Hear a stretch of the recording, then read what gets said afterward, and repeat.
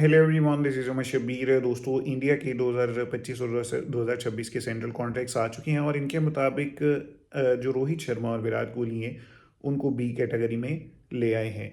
और ये बहुत ही बैड न्यूज़ मैं इसको कहूँगा, चाहे इसको लोग नॉर्मली समझें, क्योंकि ये एक जो लिविंग लेजेंड्स हैं जो खेल रहे हैं, एक्टिव प्लेयर्स हैं, उनमें सबसे बेस्ट प्लेयर जो नंबर वन और नंबर टू अभी रिसेंटली 2025 की जो रैंकिंग खत्म हुई थी उसमें भी थे, और अभी भी दोनों टॉप 10 में हैं।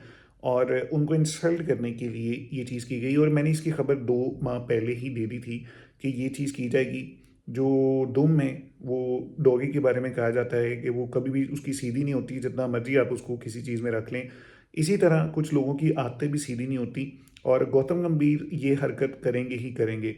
अब जब तक वो खेल रहे हैं उनको आप रिस्पेक्ट के तौर पर, एक ने 20,000 प्लस इंटरनेशनल स्कोर किए हैं, एक ऑलमोस्ट 30,000 के करीब है, तो उनको रिस्पेक्ट देते हुए आपको ये करना चाहिए था कि यार ठीक है, ये दोनों तब तक ए कैटेगरी में रह सकते हैं। इसमें कोई ऐसी बात भी नहीं थी। अब देखें ए कैटेगरी में कौन है। जसप्रीत बुमराह बहुत अच्छी बात है।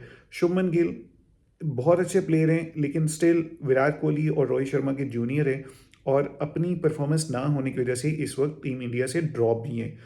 तो ठीक है, आपने उनको सिर्फ इसलिए रखा है क्योंकि आप ये चाह रहे हैं कि 2027 को वर्ल्ड कप में लीडरशिप रोल शुभमन गिल के पास ही रहे, और उनको मैं ऑल फॉर्मेट में लाकर, यानी लीडरशिप रोल देकर मैं रोहित शर्मा की छुट्टी करूं, क्योंकि रोहित शर्मा के साथ इंडिया को सिर्फ इसी लालच में ये नहीं है कि वो बंदा mentally as a leadership role पे बहुत ज़्यादा स्ट्रांग है, तो उसको आप साइड पे करना चाह रहे हैं, और दूसरी तरफ ऑल फॉर्मेट प्लेयर पर उसको बनाकर शुभमन गिल को, विराट कोहली को साइड पे करना चाह रहे हैं। सो इसलिए सिर्फ ए कैटेगरी में शुभमन गिल को रखा गया।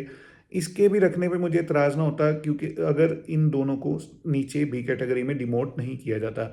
फिर रविंद्र जडेजा के बारे में लोग ये कह रहे थे पिछले आईपीएल में कि इवन सीएसके को इसको नहीं लेना चाहिए था। जो रविंद्र जडेजा है ना, अपने पीक टाइम पे इससे अच्छा ऑलराउंडर मैंने नहीं देखा इंडिया में, इससे अच्छा फील्डर नहीं देखा।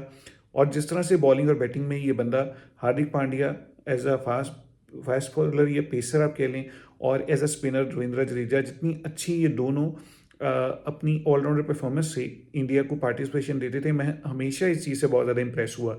बट अब अगर अभी की बात करें तो इवन इनकी ओडीआई में बहुत सारे लोग कहते हैं कि जगह ही नहीं बनती यार, ये नीचे आकर किसी भी तरह से इंडिया को सर्व ही नहीं कर पाते हैं। हाँ, टेस्ट क्रिकेट की हद तक अभी, क्योंकि और टी20 में तो ये ऑलरेडी रिटायर हो चुके हैं।